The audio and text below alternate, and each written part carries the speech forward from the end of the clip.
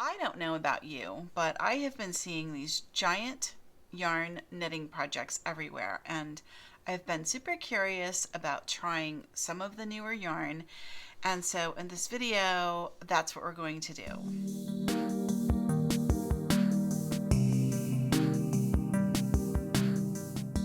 And welcome to My Handmade Lifestyle. I'm Patty, and I go by Pattymac Makes everywhere online. On this channel, we like to celebrate all things analog in this crazy digital world. And if you do too, and I'm guessing you do because this is a knitting video, you can't get much more analog than knitting. So I'm going to guess that's of interest to you. And so I would love to invite you to subscribe to the channel and make sure you like today's video. So let's jump in and take a look at this sample I've been working on. Isn't it gorgeous? This yarn is an acrylic yarn that I got from Michaels. I think it's absolutely beautiful, and I will link to the information about it below. Knitting with giant yarn and giant knitting needles, it's really exactly the same as knitting with any other yarn or needles. It's just everything's a lot bigger, and you'll need a lot fewer stitches to achieve the same project. But I want you to see how pretty this is. And this is my standard pattern that I do whenever I swatch a new yarn.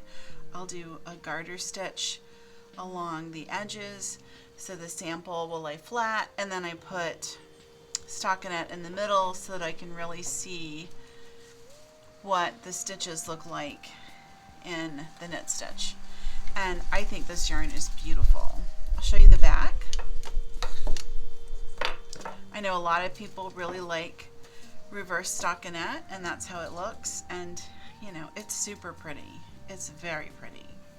The live stitches are all resting on the cable, and I really, this is why I prefer to knit giant yarn using the giant needles, because your stitches are always on a cable, whereas if you're doing this where you're just looping it on the tabletop, your live stitches are just out there, and it's so easy to drop something or make a mistake. This way your stitches are always preserved. And let's just go ahead and knit the row so you can see how that looks. This is a circular needle, and the reason we call it a circular needle is because we have the knitting needles, which are these parts, attached to each other via this cable. And you can do flat knitting on circular needles, just like you can do flat knitting with straight needles. If you would like a little more information on circular needles and knitting flat and some of the other information about these needles, I have other videos, and I will link to those in the description. But you can see we're going to knit just exactly like we always knit. Insert, wrap, and pull the stitch through. And if you need a knitting primer, I will link over to my video on actually how to knit. It works exactly the same way. So something about this this crazy giant yarn is that it's we call it splitty, which means it's really easy to get your needles to split through the fiber. That's because this is just like a piece of roving, and that means it's just a strand of fiber. There's no twist, there's nothing, it's just the fiber. And the thing about that is, see how this is all separated, and I mean, it's kind of cool. It almost looks like hair or fur, even though this is an acrylic yarn. But you can see there's no twist, so that yarn is just going to come apart, even though that's really pretty. And if you wanted hair for dolls, that would be kind of a pretty alternative. or a tail for a pony or something if you were doing some kind of pony project. But I digress. Okay. So we're just going to knit just as we would always knit. It's exactly the same process. It's a lot slower. You're not going to knit this giant stuff and win a race, because you have to be really intentional in the way that you're making your stitches and the way that you're handling the yarn. It just demands that.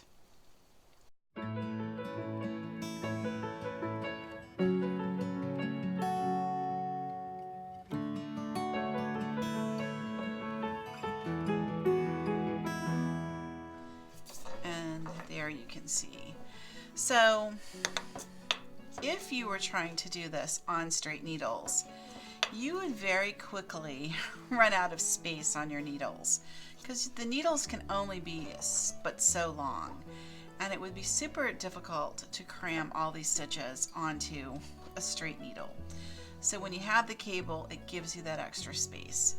If you wanted to make something like a blanket, you would want really a longer cable, because then your work can be spaced out better. One thing I will tell you about this yarn is that it doesn't wear very well. It will get little pulls very easily, and that's just the nature of working with this roving yarn.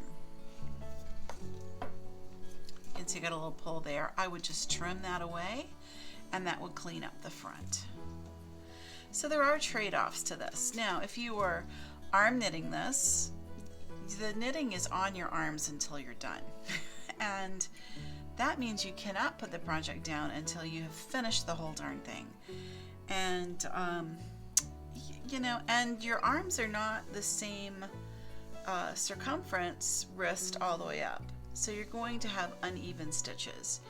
If you go ahead and just learn regular knitting and you do it on these big needles, then your stitches are beautiful and uniform. And you know, I like that in my projects. So for me, just knitting with the big needles really works. So let me show you this. So here is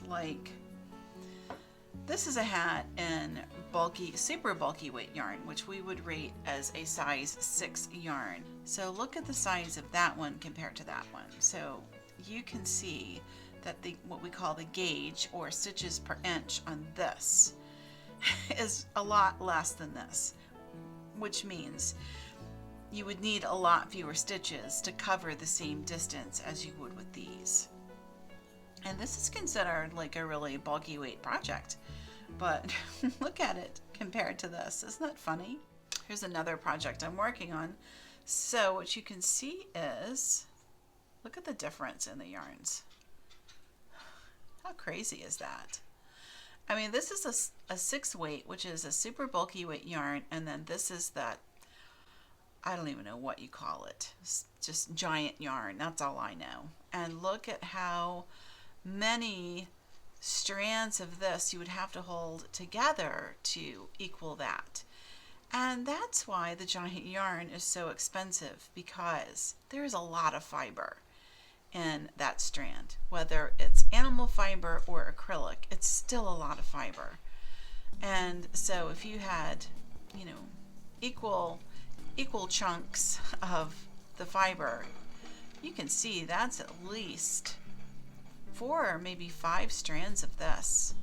So you wind up with a smaller skein in terms of how long it is, how many yards or meters of fiber you get, but you need so few stitches to make the project.